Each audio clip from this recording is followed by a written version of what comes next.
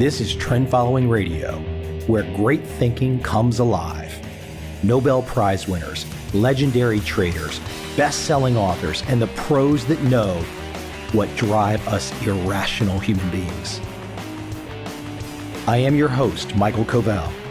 Not filtered, raw, honest. That's my passion.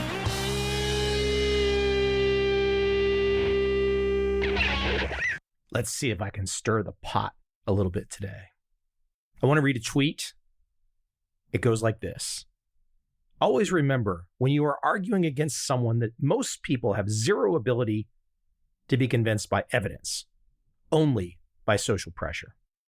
They would say the sky was green and 2 + 2 = 5 if everyone else was saying it.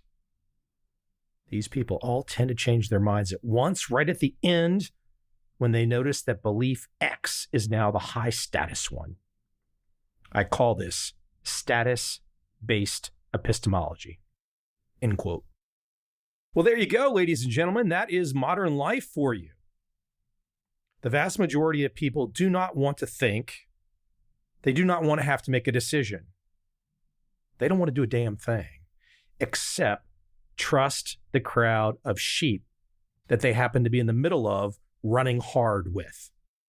And if that pack of sheep happens to be liars, cheats, scum, dirtbags, fools, posers, assholes, and politicians, so what? They're your sheep. You run with them. Wherever the status is going, wherever the movement is going, wherever the herd is going, you're not required to think. This is an interesting double-edged sword because as a trend-following trader, you're like, okay, whatever. When it comes to the markets, I can make money if I follow the herd. So if the herd's going up, hey, in the markets, I'm going up. Herd's going down, I'm making money going down. Quite simple. But when it comes to understanding life, your place in it, what you should do, you need a little bit more than just being a trend-following trader. I mean, yes, going with the flow makes a lot of sense. Bruce Lee's Be Like Water is a fantastic video that I wholeheartedly agree with. But if you're one of these people that can't make a damn decision because you follow status, you're so freaking scared of your shadow, you're such a you-know-what, that you can't pull the trigger. But we've reached the point in modern life where the smart people don't talk. The idiots talk. The idiots own the airwaves, so to speak. It's a performance art. We watch these people rail. We watch them sport their low IQs. We watch them say nonsensical shit 24/7. And if they happen to be the status setters, the status chasers, the status seekers, most people are just going to go along with it. They can't be convinced of evidence. Keep that in mind. They can't be convinced of evidence. You cannot argue with the types of people that I'm talking about. It's impossible. Their brains don't work that way. They're not that smart. They can't comprehend. They have chosen a particular area to sit, and they're not leaving that area. They will die before they admit they're wrong. It's cognitive dissonance on the death scale, meaning I will die before I admit that what I've been believing for years is wrong. Is it crazy? Of course it's crazy, but that's modern life. So adding to this thought, I recently got an email from a nice enough guy. He said, Michael, I've got a lot of trend following information. I trade stocks only. I'm just curious if the trend following strategies of John Henry, Salem Abraham, Ed Seykota, etc. are a well-guarded secret. I never see anything written about their exact strategies, except for turtle trading strategies. He goes on to say that I'm sure successful traders don't divulge their exact strategies. Can you shed light on this? For someone that's written 8 books, that email says, I've not really read your 8 books. I've not read any of your books. Maybe he read them, but he forgot them. Maybe he read them, he did not understand them. Maybe he read them and he still just wants to ask that question because in his mind, he's convinced that's a viable question. Maybe some of you think it's viable. Here's how I look at it. When I first started in the trend following world, I looked around and I said, who is doing this? Who is doing this trend following thing? And there were ways that I could find out who was doing it. One was the Stark report, which listed a page-by-page analysis, like the size of a phone book, a page-by-page analysis of each trader and their monthly performance and their self-description. Now, many of the trend following traders in there, the names that this gentleman just mentioned, would describe themselves as trend following traders. And you could look at their performance and you would say, well, that's really interesting. They're making money in the same months. They're losing money in the same months. Even the magnitude of their wins and gains in whatever particular month are similar. Now, it doesn't take much rocket science training to realize there's something there. But you've got to believe that. You can't wait for someone to walk up to you and say, hey, if you look at all the performance of these trend following traders and it's similar in each month and the magnitudes are similar in each month, and you have to wait for someone to tell you that is an important point, you're fucked. You're not going to make it. And this is just an example of life in general beyond trading. If you can't look at the truth and you're waiting for someone to come along and tell you that you're looking at the truth, you're screwed. Now, what's really interesting about this Stark report, like I said, was that the traders would list their performance month by month. They would usually say what type of style they were, trend following, etc. Some traders would not say trend following, or they would say something else, but their performance would look exactly like trend following traders. Now, that only added to the certainty of what the numbers were saying. You had people that did not want you to know they were trend following traders, even though they were obviously trend following traders, because they probably got some marketing going with their fund. They got a little extra juice. If it made it seem like they were something special, the secret, so to speak, like the guy that just wrote me, he still thinks there's a secret. The secret is there's no freaking secret. Now, as I just say that, let me reread the tweet again, because I just said there's no secret, but let me reread the tweet. Quote, always remember when you are arguing against someone that most people have zero ability to be convinced by evidence, only by social pressure. They would say the sky was green and 2 + 2 = 5 if everyone else was saying it. These people all tend to change their minds at once, right at the end, when they notice that belief X is now the high status one. I call this status-based epistemology, end quote. Now, I agree with this tweet, but here's the deal. Most people don't ever have the wake up. Most people don't ever pivot to belief X. They would rather die not knowing the truth. That's true. A few good men, you can't handle the truth. And people can't, and they won't. If we look at American politics in the last 50 years, the Gulf of Tonkin incident, weapons of mass destruction, collusion with Russia, all three fake incidents created for some other reason. Now, while the evidence exists out there for all three of those incidents, meaning they're fake, people can't admit that.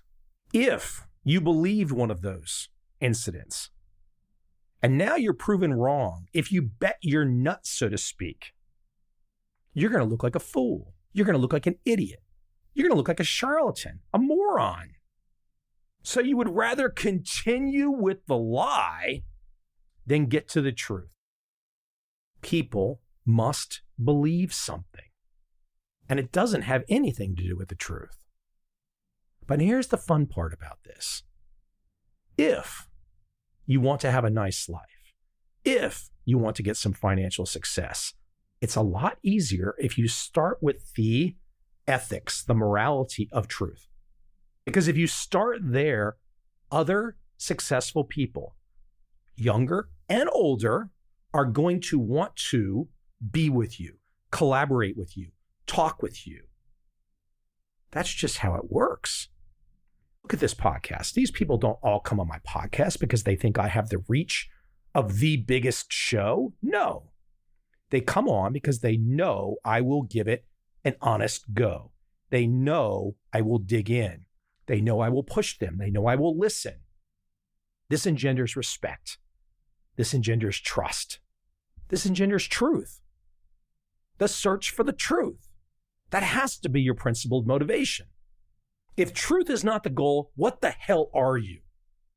You're dead. You're already dead if truth is not your motivation. You are a dead man walking. You just don't know it yet. Now we can call these types of individuals zombies, NPCs, whatever. But you're dead.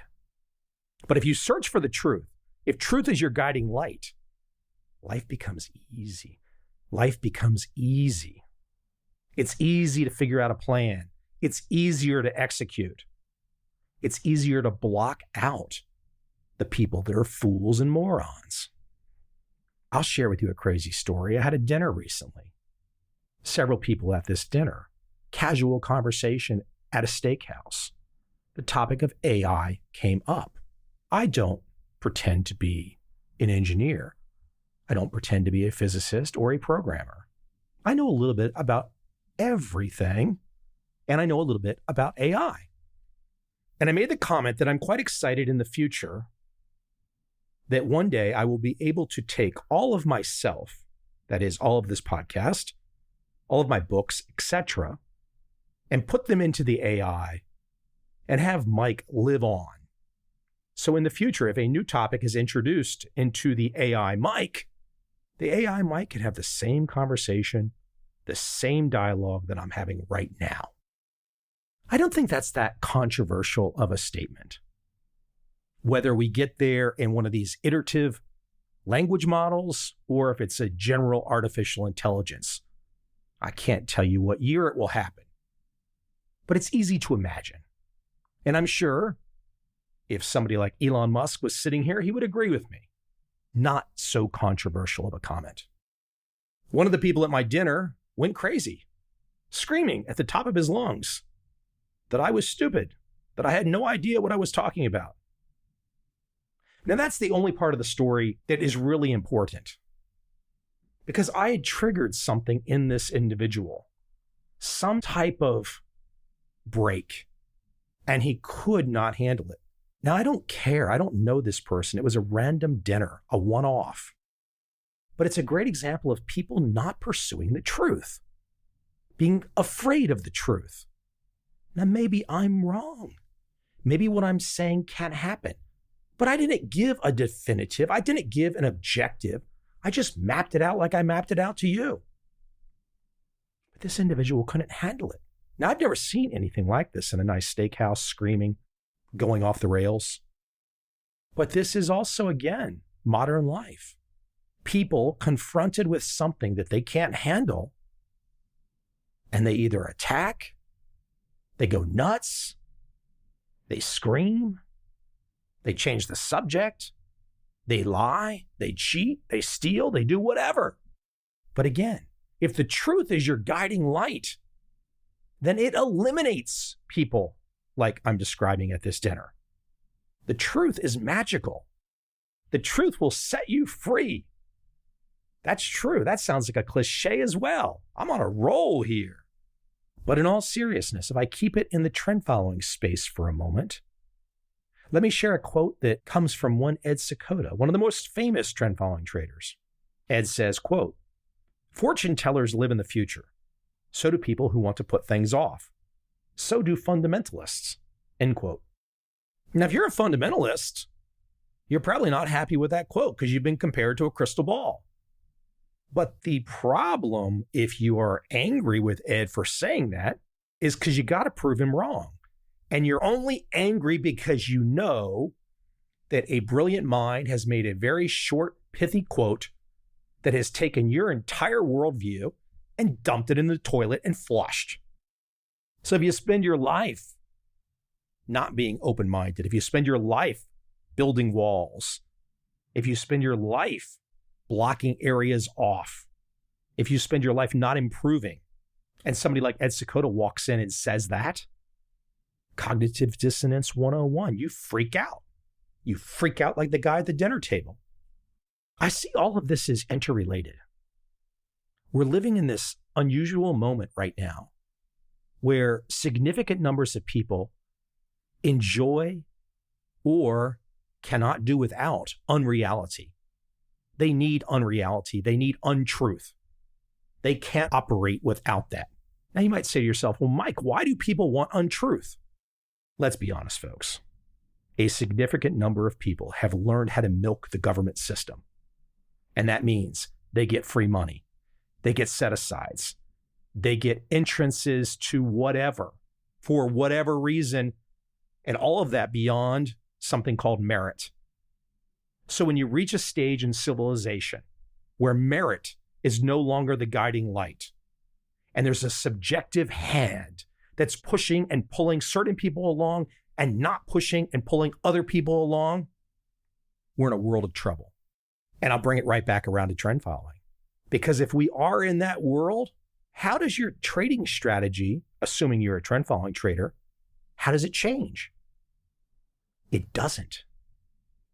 Because all of that chaos that I'm describing in this monologue is embedded in the price. You don't have to decipher all of the nonsense. You don't have to care about it. You just have to keep it at arm's length away from you.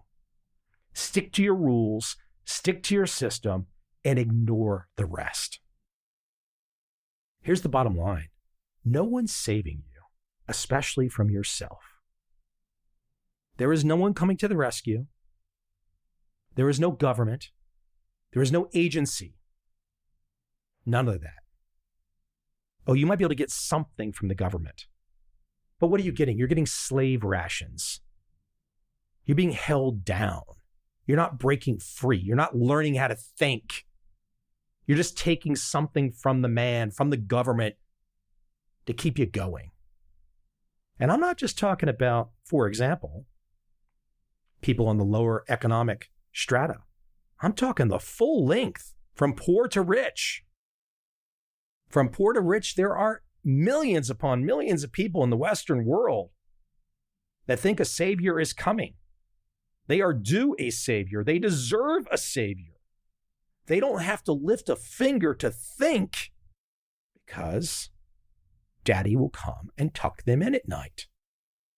And if you don't have to think, then sure as shit, 2 + 2 can be 5 and the sky can be green.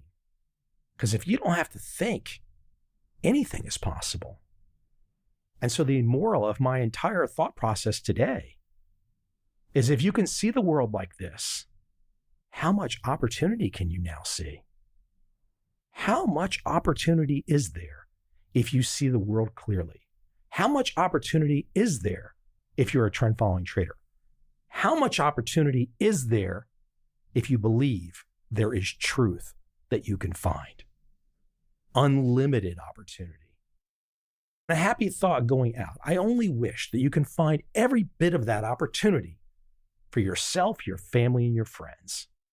Because in this crazy world, you can't sit still. You got to be on the offense. You have to attack the opportunity. You have to go for the opportunity. If you sit still, you're trusting the system. If you sit still, you're trusting the unreality. Your only choice is to go forward. And going forward, if you allow yourself, is where you find the truth.